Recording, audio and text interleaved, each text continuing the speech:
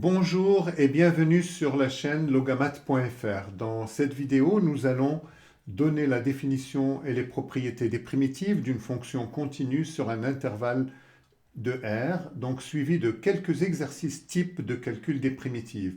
Rendez-vous sur le site www.logamat.fr pour ouvrir le fichier correspondant à ce chapitre. Vous y trouverez également des fiches bac et qui reprennent des exercices types des annales du bac entièrement résolus et commentés.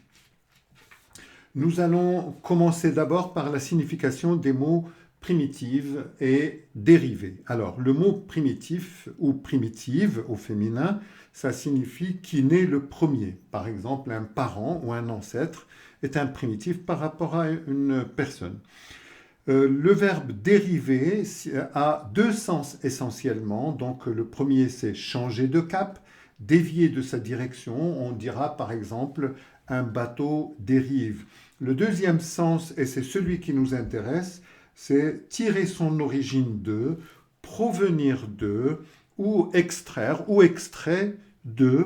Par exemple, on dira des produits dérivés du pétrole, qui sont le fioul, le gasoil ou autre chose. Nous avons vu en classe de première la notion de dérivée. Étant donné une fonction f définie sur un intervalle i et x qui est un nombre qui appartient à i, nous avons appris à calculer le nombre f' de x à partir de f de x. Donc nous avons en quelque sorte extrait l'expression de f' de x de l'expression de f de x, ce qui signifie que f' c'est bien la dérivée au sens étymologique du terme.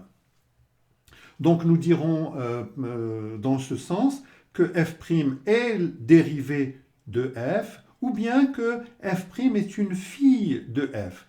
Donc dans un autre sens, nous pourrons dire que f est une fonction mère de f', ou bien que f est une primitive de f'. La question qui se pose donc est, connaissant une fonction f définie sur un intervalle i, peut-on déterminer une fonction grand f? Donc en fait, on revient en arrière. Donc peut-on trouver une fonction grand f primitive de petit f? Ce qui signifie que grand f' est égal à petit f. Nous allons essayer d'y répondre dans cette vidéo. Commençons d'abord par la définition d'une primitive en mathématiques. Donc, soit f une fonction définie et continue sur un intervalle i, on appelle primitive de petit f sur l'intervalle i toute fonction notée grand F définie sur i par f' égale à petit f. Ce qui signifie que pour tout x appartenant à i, grand f' de x est égal à petit f de x. On va donner un exemple, donc on commence par un exemple très simple.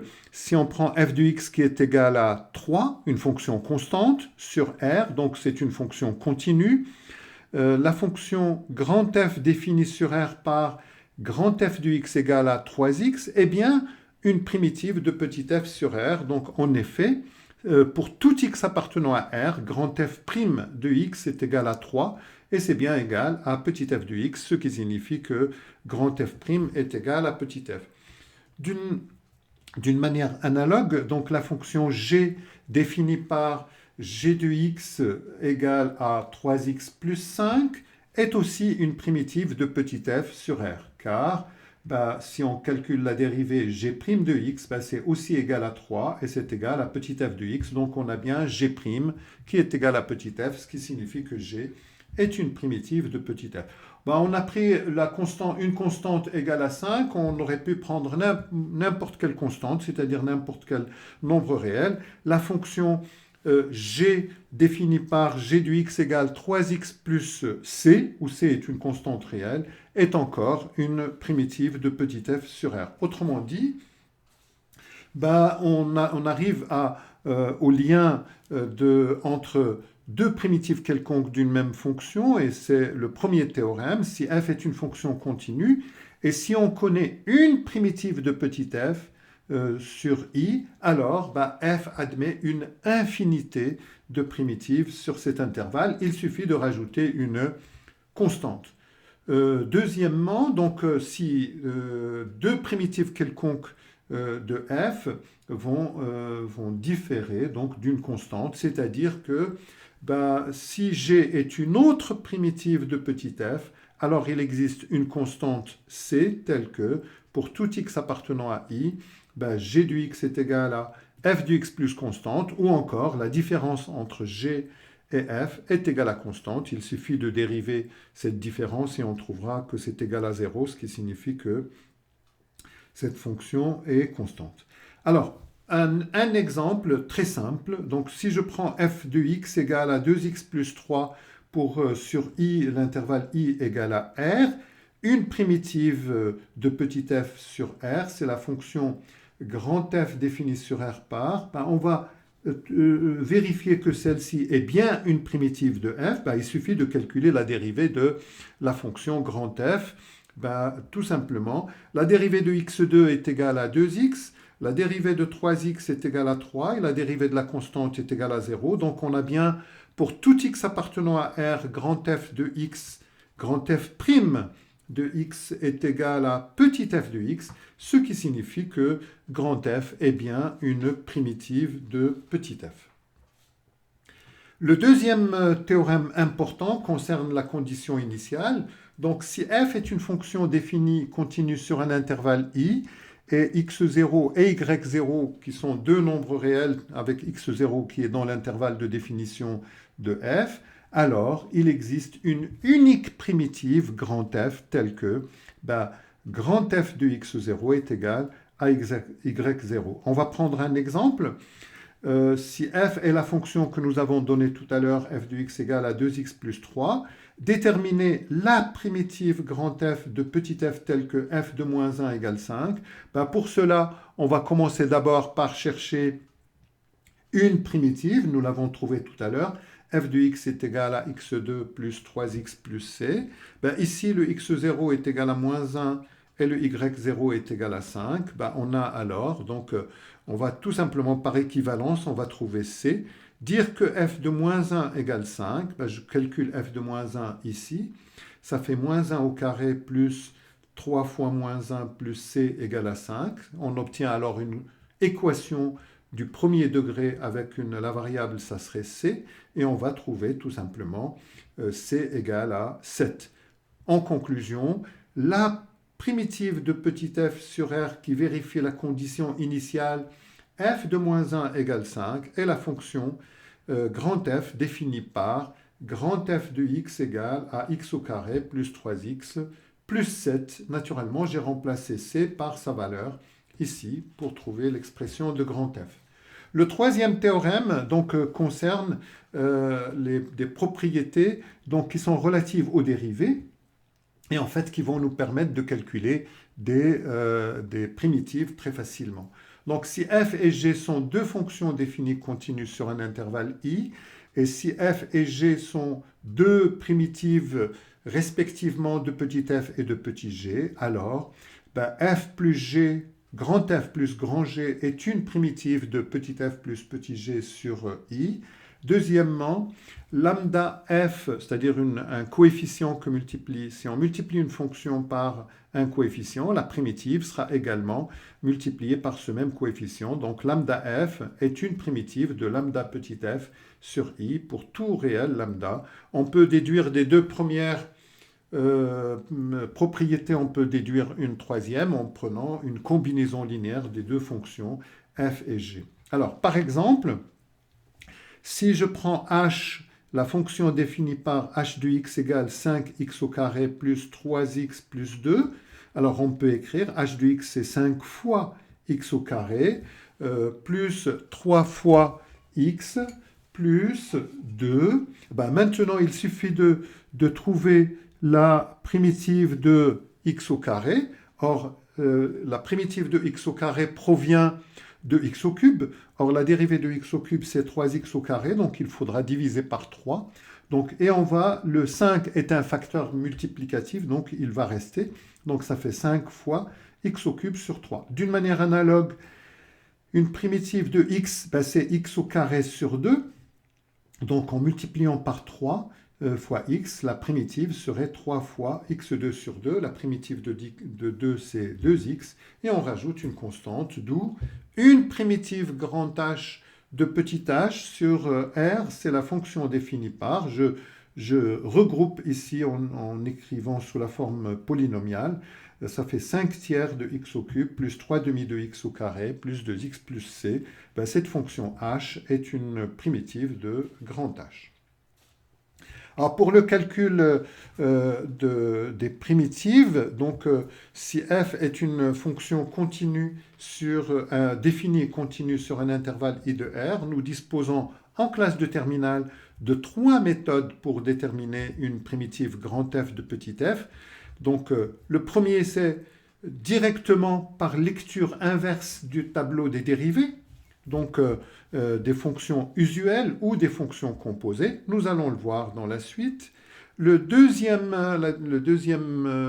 méthode, c'est en faisant de légères transformations dans l'expression de f pour retrouver les formules que nous avons utilisées pour les fonctions usuelles ou composées, se ramener donc au cas précédent.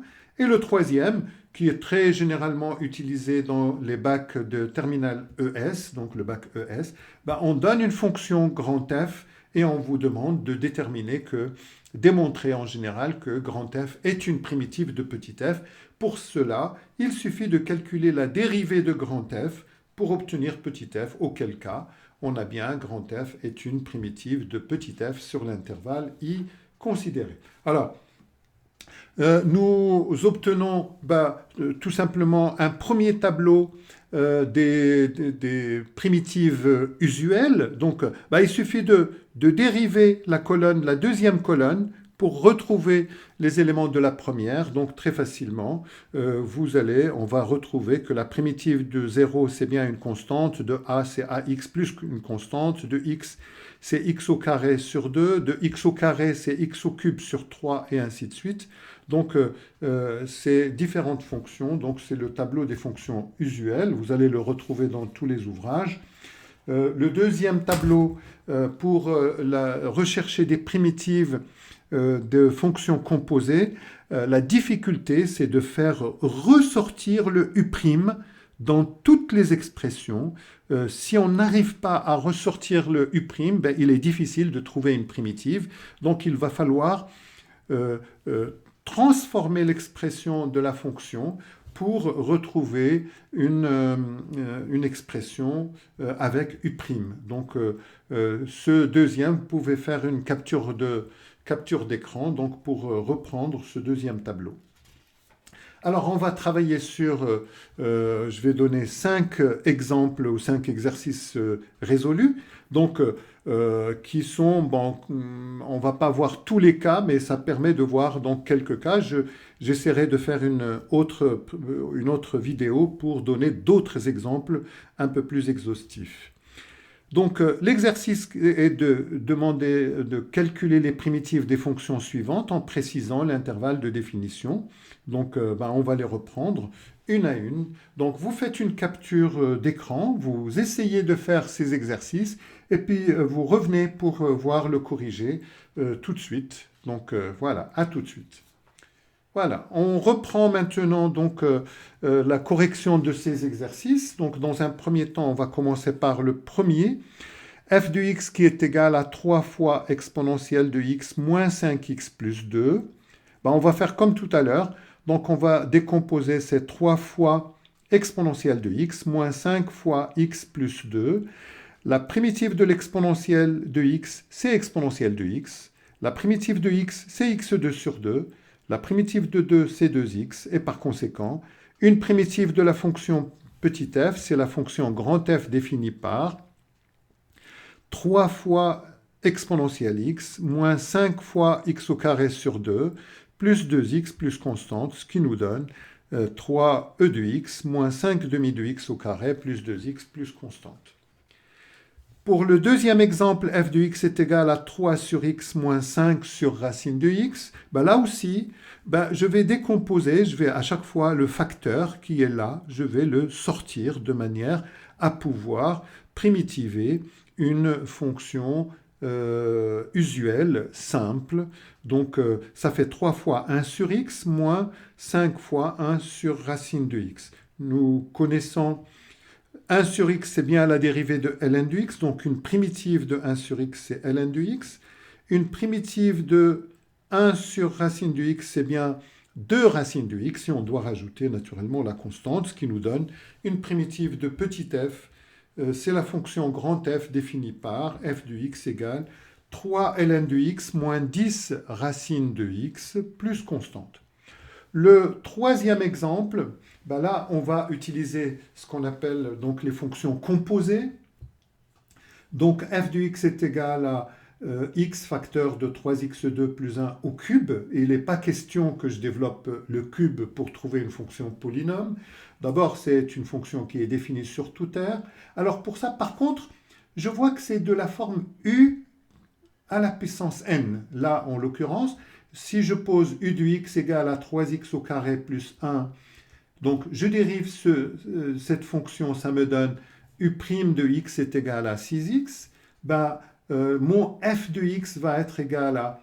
Là, il faut que je fasse apparaître, que je fasse ressortir le 6x dans l'expression de f. Donc, je vais écrire 1 sixième fois 6x fois 3x2 plus 1 au cube. Donc, en fait, cette expression est exactement la même que celle-ci, mais j'ai fait ressortir le 6x, c'est-à-dire le u'. Donc, f de x est égal à 1 sixième fois u' fois u à la puissance 3. Une primitive de u' fois u à la puissance 3, c'est bien u à la puissance 4 sur 4 plus constante. Donc, une primitive grand F de petit f, ben, ça va être défini par f de x égale 1 sixième de u4 sur 4. Normalement, je devrais mettre ça entre parenthèses, mais une constante multipliée par 1 sixième, c'est encore une autre constante. Donc, on ne s'embarrasse pas avec la constante, on va la rajouter en dernier, ce qui va nous donner grand f de x égale, en regroupant le 6 fois 4, ça me donne 1 sur 24 facteur de 3x au carré plus 1 à la puissance 4 plus constante. Le troisième exercice, donc c'est f de x qui est égal à ln de x sur x. Ici, la fonction ln étant définie sur l'intervalle 0 exclu plus l'infini, et naturellement le x doit être différent de 0, ce qui est encore le cas. Et là, je sépare cette fraction, comme tout à l'heure, en écrivant f de x égale à 1 sur x fois ln de x. Or, si je pose u de x égale ln de x et u' de x, c'est 1 sur x, ben on a bien f de x qui est égal à u' fois u. Or, une primitive de u' fois u, c'est u au carré sur 2 plus constante, ce qui nous donne notre primitive grand F, qui est la fonction définie par grand F de x égale 1 demi, donc je sors le 2, 1 demi de ln de x, le tout au carré, plus la constante. Là également, si je prends f de x égale x sur 2x au carré plus 3, le tout au cube, on pose u de x égale 2x2 plus 3, u', ça fait bien 4x, et f de x, ça va être égal donc à 1 quart, donc il faut que je fasse ressortir mon 4x dans l'expression de f. Donc c'est bien 1 quart fois 4x sur 2x2 plus 3 au cube. Et ça va me donner 1 quart de u' sur u à la puissance 3. Alors ben, là, je n'ai pas de formule qui me donne une primitive de cette fonction-là.